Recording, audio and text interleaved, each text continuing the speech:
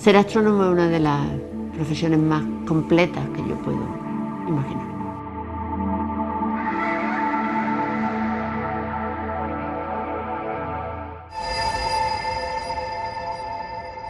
La astronomía y la astrofísica son dos términos muy similares, son sinónimos.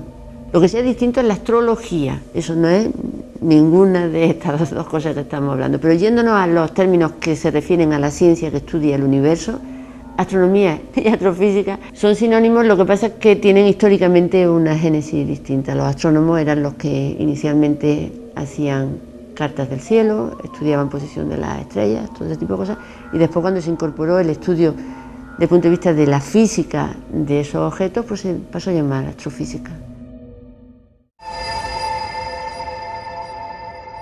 ¿Cuál es nuestro trabajo? El trabajo de un astrofísico o de un astrónomo. Primero, identificar un problema que tiene que ver con el mejor conocimiento del universo. Una vez que lo identificas, te dedicas a intentar resolverlo, como cualquier investigador en cualquier rama de la ciencia. Y para eso usamos los métodos que se emplean en la ciencia, el llamado método científico. O sea, tú identificas el problema, observas o mides, tienes una serie de hipótesis y compruebas si lo que se observa es compatible con esa hipótesis, y siempre que puedas intenta repetir para ver si estás en lo cierto. Entonces el día a día nuestro trabajo consiste básicamente en observar, medir, en analizar y en interpretar esos resultados en base a un modelo, a una teoría que pretenda explicar un problema. Un astrónomo es alguien que tiene una titulación superior, un grado, un máster, que puede ser en diferentes disciplinas. O sea, un astrónomo puede haber estudiado física, puede haber estudiado computación, puede haber estudiado matemáticas, puede haber estudiado ingeniería. Todo eso es una formación básica, y a partir de ahí pasamos a lo que es la formación especializada, que sería un máster o un doctorado, en la cual uno se puede meter en la disciplina concreta de la astronomía, en las técnicas concretas de la astronomía. Pero básicamente tiene que tener formación a nivel científico, formación universitaria a nivel científico. Los telescopios que solemos usar básicamente son, primero hay dos categorías, los que se ponen en la Tierra y los que se lanzan al espacio. El espacio tiene la ventaja de que nos evitamos la atmósfera y por eso llegamos a radiación que de otro modo la atmósfera se traga, que no podemos ver desde Tierra. Básicamente eso es el rango de rayos X, el rango de rayos ultravioleta. Los telescopios en Tierra hay de diferentes tipos. Están los que miden en el rango óptico con la luz que vemos, que son los telescopios tipo los que tenemos en el Observatorio de Roca de los Muchachos. Por ejemplo, el Gran Tecan, un telescopio de 10 metros, un telescopio que trabaja en el rango óptico e infrarrojo próximo. Son telescopios grandes, típicamente ahora se usan con espejos segmentados, que se llaman, son como colmenas, como un nido de abejas, que así se construye la superficie del espejo. Después también hay otro tipo de telescopios que son las antenas, radiotelescopios, como va a ser, por ejemplo, los que se van a poner, se llama ALMA en Chile, un conjunto de muchas antenas. En cada uno de esos telescopios detrás hay una cosa muy importante, que es el instrumento que mide. Entonces los instrumentos que se usan, por ejemplo en el caso de un telescopio óptico, pues puedes tener como cámaras que te hacen imágenes muy buenas. Esas imágenes pueden ser en diferentes filtros, pueden ser con filtros combinados, pueden ser imágenes de la luz en un aspecto particular que queramos analizar. Y después hay otro tipo de instrumentos que se llaman los espectrógrafos, que lo que hacen es estudiar la luz descompuesta en diferentes longitudes de onda. Entonces de ese modo analizamos pues la química de ese objeto, cuáles son las líneas que tienen que ver con un elemento particular, el carbono, el hidrógeno, el nitrógeno, el helio, y así estudiamos de alguna manera de qué están hechos los sistemas que estamos midiendo. Para poder acceder a un telescopio lo que se hace es un procedimiento simple. Un astrónomo piensa en un problema y lo defiende en una propuesta que tiene un formato en la que uno explica por qué ese tema es interesante, por qué tú puedes resolverlo mejor que otro, cuánto tiempo de telescopio necesitas para poder resolverlo y qué tipo de observaciones necesitarías para que eso se resolviese. Entonces esa propuesta, que tiene un formato estándar, se manda a un comité que se llama de asignación de tiempos. para ese telescopio particular. Ese comité está formado por astrónomos como nosotros, todos formamos en algún momento parte de esos comités, se cambian con el tiempo. Los comités típicamente se reúnen 2 veces al año y reciben todas las propuestas y evalúan de todos los astrónomos que pedimos cuáles son las propuestas mejores, ya sea porque el tema es más interesante, ya sea porque el grupo es más experto o ha demostrado saber más de ese asunto, ya sea porque ese grupo sabe perfectamente cómo sacar el máximo partido de ese telescopio.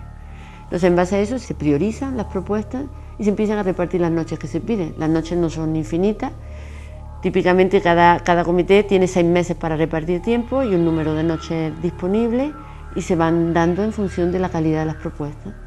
Entonces, si tienes suerte y tú has sabido hacer bien esa propuesta, te dan un número de noches. Pero el número de noches típicamente es muy pequeño, sobre todo cuando se pide un telescopio grande. Entonces, con ese tiempo de telescopio se va a observar las 2 noches que te asignen y con esos datos pues cada uno va a su centro de investigación y se puede pasar años analizando esos datos. O sea, los telescopios primero son concebidos como una idea y típicamente son un paso hacia adelante. O sea, ahora mismo estamos, por ejemplo, pensando en el telescopio grande europeo, que va a ser un telescopio de cerca de 50 metros. Entonces, primero alguien propone que eso es importante y de alguna manera justifica que vamos a ganar, que vamos a aprender mucho por el hecho de tener un telescopio que va a ser tan grande como 50 metros. Entonces, primero hay que convencer a alguien que pueda tener el dinero para financiar algo así. Con lo cual, esa es la primera parte de la génesis de un telescopio. En paralelo, hay que demostrar que eso es viable. Entonces, junto con la idea, hay que contar a la persona, a las instituciones que pueden financiar, que ese telescopio y ese telescopio concreto es viable, que se puede hacer en un tiempo dado, que tenemos la tecnología para hacerlo. En fin, es un proyecto de mucha complejidad que tiene que ser aprobado. Después, imaginemos que tenemos el dinero, o sea, que la Comunidad Europea, por ejemplo, ha dicho, bien, ahí está el dinero para hacer este telescopio. Entonces, una vez que se llega a ese punto, hay que trabajar. Entonces, el equipo que hace un telescopio es muy multidisciplinar. Normalmente son ingenieros y astrónomos juntos, en una proporción que va cambiando conforme va evolucionando el telescopio. Al principio son muchos los ingenieros. Conforme el telescopio va avanzando y los instrumentos van avanzando, se empiezan más en fases de pruebas en las que los astrónomos van tomando cada vez más el papel.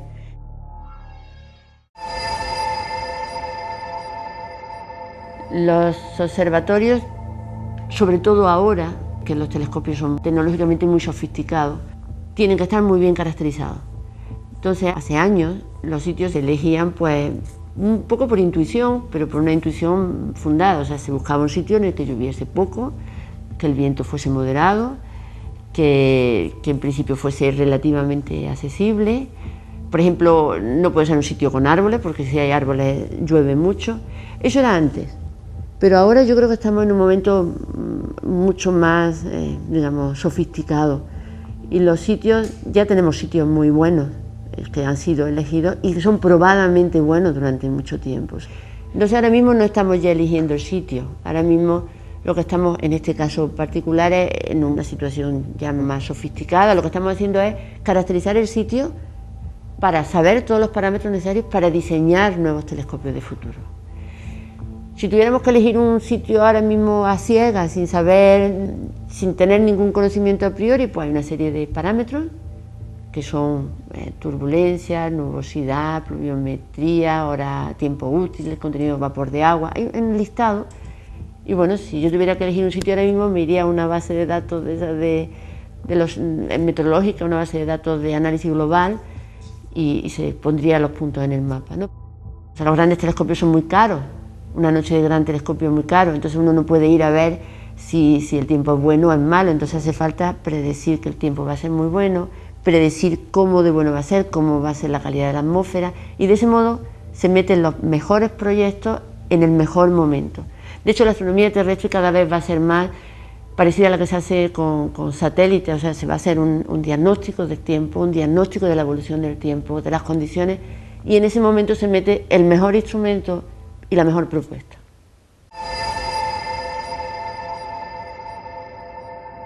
El proceso de investigación de un astrónomo, digamos, observacional, que es lo más parecido a un físico experimental, básicamente es, en primer lugar, hay que conseguir tiempo de telescopio para llevar a cabo un proyecto que uno considere interesante. Para ello tiene que escribir una propuesta, justificarla y conseguir un número de noches. Acto seguido se va a observar. Se va a observar y eso significa que durante un número de noches se recopila esa información. Esa observación puede ser en sitios diversos, pero básicamente se recopila la información y te la traes a tu sitio de trabajo. Acto seguido hay que analizar esos datos. Y antes de analizarlo hay que, lo que nosotros llamamos reducirlo, la palabra no es muy afortunada, pero significa limpiarlo de lo que tiene que ver con cuestiones instrumentales, significa convertir esa imagen o ese espectro en magnitudes que sean medibles. Para eso se tienen que calibrar con fuentes conocidas y al final uno tiene un producto que es el que tienes que analizar, una imagen limpia, un espectro calibrado o cualquier información. Lo siguiente es contrastar si los resultados del análisis de esa imagen corresponden a la premisa que uno tenía en la propuesta. Una vez hecho eso, uno puede estar muy contento porque efectivamente la idea que uno tenía es cierta o los resultados que se encuentran confirman la hipótesis que teníamos en mente y entonces seguiríamos el proceso. También te puedes quedar muy desilusionado en el sentido de que aquello o estabas equivocado o los datos no son suficientes para comprobar lo que tú querías. Eso es desilusionante, pero también es posible. De hecho, nosotros tenemos que saber reconocer esos casos. Entonces, de alguna manera es un trabajo, entre comillas, tirado, pero necesariamente tirado. Pues supongamos que lo hemos hecho bien, nuestra intuición era buena. La intuición no es tampoco así en abstracto, o sea, se basa en todo lo que uno estudia, lee, conoce. Entonces tiene una intuición, un caso bueno, una observación exitosa, unos resultados que confirman la premisa que teníamos y al final todo eso se tiene que dar a conocer, porque claro, nuestro trabajo no es un trabajo privado, es un trabajo que tiene que ser conocido por los demás, por varias razones, porque puede servir a otros y porque de otra manera no tiene sentido. O sea, la ciencia tiene que ser para ser, los descubrimientos tienen que ser comunicados al resto de nuestros colegas en primer lugar. Y eso lo hacemos publicando el resultado en una revista especializada. Se manda la publicación y allí el árbitro te contesta si aquello merece o no, si está bien o no. Y el proceso llega a su éxito final cuando uno ve el resultado de una idea plasmado en una revista publicada. Ese es el proceso. En todo ese proceso, pues cada persona trabaja de un modo. A mí particularmente me gusta trabajar en equipo. Entonces en ese proceso participamos un grupo de personas y el triunfo es de todos. O sea, al final, si eso está publicado, a menos que uno sea un poco aguafiestas, todo el mundo lo celebra porque es un logro, porque es un proceso largo. Desde que uno piensa un problema hasta que lo ve reflejado en una revista de prestigio, pues pueden pasar 3 años, 2 años y algunos se abortan, porque en medio uno se da cuenta de que estaba equivocado. En este momento la astronomía en España está a nivel comparable al de otros países bien situados en Europa y en el mundo. La mejora o el avance o el cambio ha sido muy importante en muy poco tiempo. La astronomía en España es muy joven, pero aún así yo creo que se ha invertido mucho, ha sido muy acelerado su proceso. Y en este momento hay astrónomos, estando en los foros internacionales, hay instituciones que tienen una reputación muy buena. Tenemos instrumentación, telescopios de primera magnitud, tenemos observatorios de primera magnitud, hay gente formada capaz de competir con cualquiera en cualquier sitio del mundo. Entonces yo creo que ahora mismo la astronomía en España no es diferente de la buena astronomía en el mundo. Al nivel de países muy desarrollados se tendría que invertir más. Dentro de la ciencia, la astronomía es una ciencia y tiene un porcentaje adecuado, yo diría que satisfactorio, en el sentido de que también nosotros nos beneficiamos de ser una ciencia muy atractiva, en la que también las grandes inversiones han sido muy importantes y eso es parte de la inversión en astronomía también. Los retos que tenemos es aprender a trabajar también en grandes equipos multidisciplinares y con gente de muchos países. Pienso que eso es una cosa que tenemos que aprender a hacer sin, por otro lado, abandonar el modo de trabajo en grupos más pequeños, centrados, porque de ahí se va a sacar mucha física, mucha ciencia. Trabajar en equipos grandes es muy importante y hay que diversificar, hay que aprender a hacerlo porque esos equipos construyen instrumentos, analizan datos, tienen bases de datos grandes, divulgan lo que sacan, tienen impacto en los medios y bueno, para bien o para mal, nosotros tenemos que de alguna manera poner en valor lo que descubrimos. Pero eso es uno de los grandes retos. Y el otro, que considero muy importante, es el desarrollo en instrumentación. Aquí puede haber grandes instrumentalistas, la instrumentación está de la mano con los avances en astronomía. Entonces nosotros tenemos que saber hacer eso también y de nuevo participar en los equipos en los que se desarrollan instrumentos. O sea, la astronomía siempre está a la frontera de las tecnologías. Bueno, las ciencias experimentales en general y la astronomía en particular. Y además la astronomía lo lleva al límite porque todo lo que se hace pasa por tener que desarrollar cosas muy sofisticadas. Hay que observar objetos que son muy débiles, con lo cual hay que desarrollar instrumentación, detectores que pueden ver cosas muy débiles. Hay que lanzar instrumentos al espacio, con lo cual hay que desarrollar tecnología capaz de sobrevivir en el espacio. Hay que trabajar, por ejemplo, midiendo la emisión en el rango infrarrojo, que es el rango del calor, y ahí hay que desarrollar cosas muy sensibles. Además de eso, toda esa tecnología es muy útil en otros campos. En particular, cuando nosotros observamos el cielo, por ejemplo, nosotros no podemos ver la tercera dimensión en el cielo, porque el cielo para nosotros, aunque sea infinitamente grande, es totalmente plano para nosotros y para cualquiera que lo mire. Y en ese sentido es muy parecido a lo que sucede cuando se observa a alguien, por ejemplo, en el campo de la medicina. En el campo de la medicina tú no puedes hacer cortes e ir a ver a la persona si quieres que siga viva. Entonces, sin entrar en la medicina forense, la medicina normal, necesita técnicas que puedan sacar información de una imagen, por ejemplo. Entonces, en ese sentido, la astronomía es pionera. Y además hay una cosa muy importante, la astronomía pone la tecnología al límite. Entonces, una buena tecnología es un instrumento bien desarrollado y un algoritmo de análisis bien desarrollado. Y esas dos cosas las ofrece la astronomía y tiene aplicación para un montón de campos. De hecho, en mi opinión, es una de las salidas para muchos de los formados en astrofísica. Una diversidad de campos en la que hace falta experiencia para tratar con lo que proporciona la instrumentación sofisticada. La divulgación significa, en mi opinión, hacer partícipe de lo que uno sabe o conoce o planifica a un público fuera de tu profesión. Y en ese sentido sí es importante porque la astronomía contribuye a la formación, es cultura, o sea, saber cuál es la galaxia más lejana que conocemos es cultura, saber si estamos ya siendo capaces o no de encontrar vida próxima es cultura.